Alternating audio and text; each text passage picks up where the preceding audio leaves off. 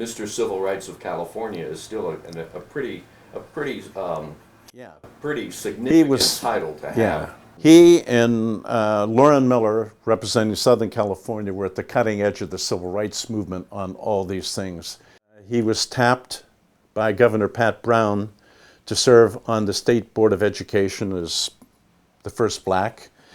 And Nat, during that time, made sure that textbooks began checking out, correcting the derogatory information on black history, and he made sure that they revised that.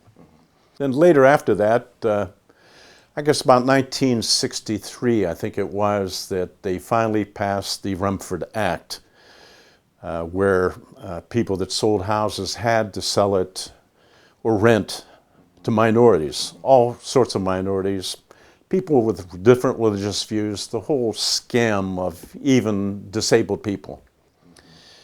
And the California Real Estate Association didn't take to it, so they began the Proposition 14 initiative, which passed the legislature. And Nat fought that. And in 1966, the Supreme Court ruled that it was unconstitutional. But what was more important than that was the Unruh Civil Rights Act, which had far more importance. Speaker Jess Unruh at that time called him in and consulted with him several times to write that act, and it was on businesses.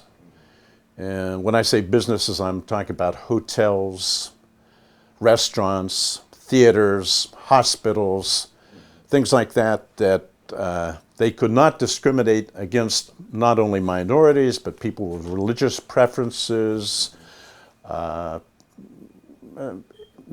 whole gamut of discrimination at that time. And that, Jess Unruh's bill was very, very important.